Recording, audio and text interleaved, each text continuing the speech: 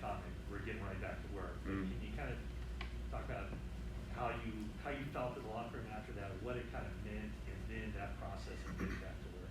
Well, it's I mean, whenever you go on a 4-game slide like we did, to get out of it and get that win, get back in the win column, you gotta enjoy it for that moment. While you're in the locker room playing right home, and then when we get back here, I think our group does a good job of turning the page and moving on.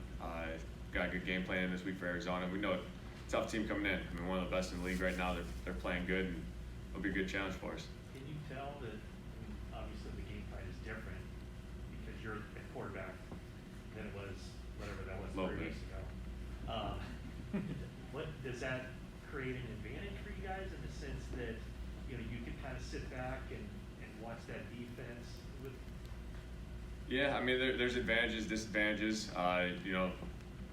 It's just a different style, I guess you could say. But yeah, I think our guys, game plan wise, feeling pretty good about it right now. We're in a good spot. We just gotta go out there, and what we did last week so well was we executed the little details. We spent extra time on it. Took the whatever it took last week, we did it, and that's just what we have to do going forward. What's it going to do to get Kittle back on the practice field for the energy and everything? It'll be awesome. I mean, just having him out there for the walkthrough just a little bit ago, you could feel him. He's got some, fresh legs, so he's looking fast right now. So I'm excited to get him back out there. Just another weapon for us. We got Jeff Wilson coming back too, so it's a good Wednesday for us. When you say focus on little details, what are you talking about? Everyone sees the guy who catches the ball and makes the big play, but whatever the route complementing that is, the backside. We had a couple broken plays in the game, and I thought guys did a good job of extending the plays with me. It's just little things like that kind of slip through the cracks if you're not on top of them. Elijah Mitchell's taken on a real big role really quickly in his career. What makes him so dependable? He's starts with his mind. Just when you're in the huddle with him, you feel him. He doesn't talk too much, but you feel his presence. You feel when he's ready, when he's rolling, when he's in a groove like that.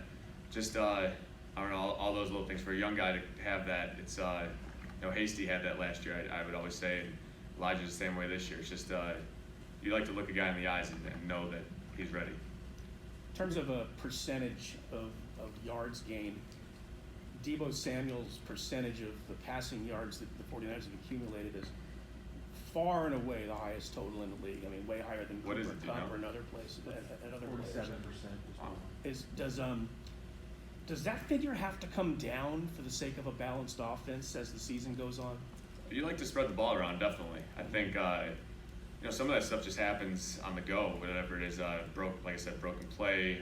Maybe he's on the backside and they switch coverage up or something. But yeah, you like to spread the ball around, get it to the playmakers, let those guys just go do their thing. But it's it's whatever it takes. If Deebo has to get 99% of the yards, I think he's willing to do it, and vice versa. So we'll do whatever it takes. Jimmy, I know every week obviously is important. When you look at these next 2 weeks with division opponents in particular, like how important is it in terms of maybe the way the next couple weeks could shape your season? Yeah, I think every week going forward is big now, especially with the little hole that we put ourselves in. So it's it'll be a challenge. It really will be. I mean, there's some good teams right now, good teams in the league, good teams in our division too. So it'll be a challenge for us. But that's the NFL, man. Every week's tough. It's going to challenge you in different ways, and just it's how many times can you keep coming back and answering the bell like that? J.J. Watt was such a big part of that last game, and now he's done for the year. So is that? I'm not going to say it's an advantage, but what difference does it make with him not out there? Yeah, just his presence. It changes some things for us, but not tremendously. They still got a good front. Golden, Chandler on the edge. They still present some problems for us. So it'll be tough for us. But yeah, it's unfortunate. You never wish injuries on anyone, but just it is what it is. I first noticed it after your deep pass to Deebo. Alex Mack just sprinted down the field. He was ready yards ahead of everybody else. Have you ever worked with an offensive lineman or a center that hustles like that gets out in front of plays like that quickly? I mean, on a post, it was impressive. He was moving on that one, but Alex is always like that. He kind of sets a tone for us offensively with that, just chasing down from the backside, getting a little extra block here or there. Those are the little things that add up throughout an entire game. Maybe steals you a first down on second down or something like that. And it's just I love having Alex like that, man. He brings that energy, good vibes that we need. Do you notice him getting on some defensive players' nerves? It seems like after the play sometimes because he sticks with stuff. Like I don't know what you're talking about. Alex, yeah, but you love to see that though. That's especially from the center. He sets a tone for the rest of those guys too. Jimmy, I don't know if you've been asked a specific question, but obviously with the Aaron Rodgers news, have you been vaccinated? Yeah, I have. Yeah, it's unfortunate for Aaron, but Jimmy, I think you guys had 8 plays of 20-plus yards against the Bears.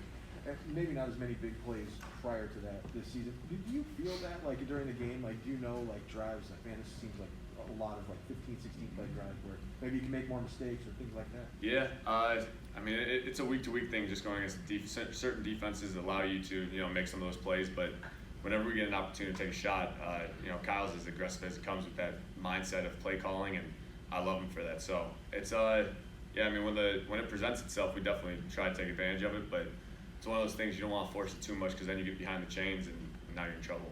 Jimmy, last one. Jimmy, the trade deadline passed yesterday, and I guess over the last 6, 7, 8 months, you were the subject of some rumors. How much did you pay attention to those? Did anything ever come close? And did you ever have to use your no-trade clause? I mean, nothing really ever came up. I mean, I was aware of it, obviously, like everybody. I've been traded last second before, so I know how that goes. But yeah, nothing came up with that, and yeah, we're past it now. All right. All good? All right, thanks, guys. Thank you.